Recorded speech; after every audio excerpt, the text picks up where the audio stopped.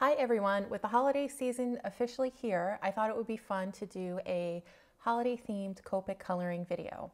So in this video, I'm going to teach you some techniques that might come in handy while you are doing your holiday coloring or card making.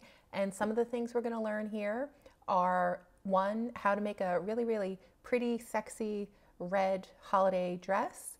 We're going to learn how to make the trim on her dress appear three-dimensional and kind of cottony and billowy. And we're going to do some work on hair tones and skin tones as well. And also we're going to apply some party makeup with our Copic coloring. So let's get right to it. So to start, I'm just going to go over the base of her face with E00. And then I also added some RV00 to her cheeks and to her forehead. Now I'm doing some shading with E21. On her eyes, that's just a very light base of BG10 and then a T2. We're going to give her a smoky eye eventually. Now I'm going to go and color in the rest of her skin, and I'm just going to work my way down her body, starting always with the base of E00, and then I will add in some little shadows and some like muscle tone with an E21 or an E11. So now we're going to move on to her arms and her hands. And for all of her skin, I'm using the same technique. I basically start with E00 and then I will put in a little bit of a shadow with an E21, and then in some places I'll darken it with an E11 and then go over everything with E00. And this is a pretty standard, basic kind of combination to use if you're going to be drawing Caucasian people for the most part. And some of the places that I put shadows, I'll put some shadows in like the crook of her elbow, right underneath her, where her dress is ending here, like between her thighs, because there'd be a little bit of shadow because they're pressing together.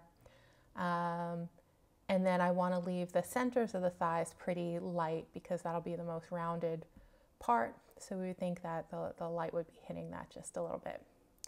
All right, so I'm going to go back up to the face, put some more shading in. That's an E11 that I'm using. And if any of you know this character, this is Disco Kryptonite. She is one of the characters that I often draw. She's a 7 foot tall drag queen, and that's why she has the little Adam's apple going on there. So for the smoky eye, I'm going to use some T2, T4, and T6 on her eyes, as well as some BG10 and BG72 for the highlights. Her lips are R46 and then R56 and R89 in the very center, just to make it look like she's puckering a little. For the hair, we're going to start with E21 and then go over that with some E09. And what we're trying to do here is just to give the appearance of strands of hair, and then we want to leave a highlight. So I go section by section, and for each section I kind of flick from the each end of the piece of hair towards the middle, leaving the middle white so that we can have a highlight there. And I start with my lightest color, and then I go to my midtone and then my darkest. And here my midtone is E09, and that's what's going to give her the pretty like auburn hues in her hair. And then my darkest is E29. And I think here and there I may even go in with some E39 at some points, and in the very darkest spots with some E47 or E49. And the major trick is that you want to leave wherever the convex parts of her hair are, like the parts that pop out, you want to leave that light. And that's usually going to be like in the middle of the part of the hair that you're drawing. And you want to leave the appearance of strands, so you don't want to blend your markers very well, and you want to use really thin, skinny strokes. Moving on to the dress, we're going to fill in the base of the dress with an R14, which is a really nice, light, kind of orangey red. And we're just gonna fill everything in. I'm trying to be a little careful as I get towards the white ruffle because I don't want to have any bleeding. And now we're going to start putting some shading in with an R29. And for bodies, like for fit bodies, what I like to do is I like to start at the sides and work my strokes on a diagonal towards the middle, just to kind of give the appearance of, I don't know, like just a body that's very fit, nice muscles. And I find that for me that technique works. Now I added some ruffles on the bottom of her skirt. These are just the base of the ruffles. We're going to go over it a lot more times. That's R39, which is the darkest color. And then I'm going to go over everything with an R24, which is my mid-tone red here. And now we're going to blend out those ruffles a little bit with an R29, which is a shade lighter than the R39 that we started with. And we're just going to keep going until we get the look that we're looking for. When it looks nice and roughly and blended, then I'm going to stop and start shading in again her sides with the R39, and this is just to give the appearance of like a nice slim trim figure, and also to add some dimension because the center part of the figure is going to be the one that the light is hitting, and it's going to be the lightest. Now I'm just going to blend everything together with my R24. I never do go back with that R14 again. I just use the R14 for the very base. And I'm going to do the same thing with the hat. So we're laying down a base of R14. Then we're going to put some shadows in with an R29, focusing my shadows on the edges of the hat and the little crease where the hat is kind of bending. And we're just going to keep going back and forth now with a darker shade for some darker shadowing. That's the R39.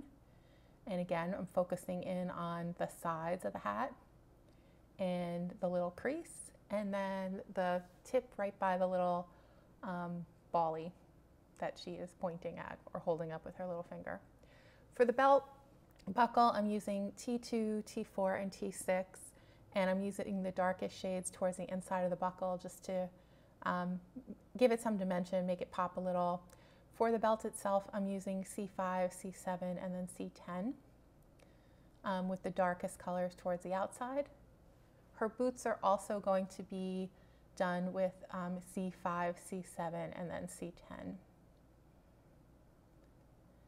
And I'm leaving the center part of the boots the lightest with the most shading on the very, very edges of the boot. Now we're going to shade in the little white areas on her dress. So these are the kind of cottony, pillowy, furry parts of her outfit. And for this, to make it look dimensional and poofy, we're going to start with a W3 and just go over the very, very edges of all the little poofy parts. So the trim at the bottom of the dress, the trim around her arms, and then the trim on the bodice. And then once we have that in, we're going to go over that with a BG10. And this is the first time that I've used this technique, and I was really happy with it. So by going over, oh, I'm sorry, we don't get to BG10 yet. First we go with W00 just to blend that W3 into into the center of the ruffles a little bit better, but we are leaving white in the very center of each piece. And now we're going to add our BG10. And so like I said, this is the first time that I use this technique, and I'm really happy with it. I feel like the BG10, by going over your the edges, it just makes it pop, and it makes it look really three-dimensional, and as though the fur is actually standing up from the dress. I really, really like that. So now we're just going to fix up her eyes, add some pupils and some sparkle to her eyes, a little bit more eye makeup because she's going to a party. And that is going to complete our Copic coloring tutorial for tonight. I hope that you enjoyed this tutorial. I hope it gives you a lot of ideas when you're doing your own holiday coloring. And if anyone is interested, if you would like to color in this image, just leave me a note in the comments, and if there are enough people interested, I will post it on the Tackleberry Lane Facebook page where you can download it, and then you could color along with me in the video if you like, or you could use any other image that you have of a pretty lady in a holiday dress. All right, thanks a lot everyone. I hope everyone's having a great weekend, and I will see you again in the next video.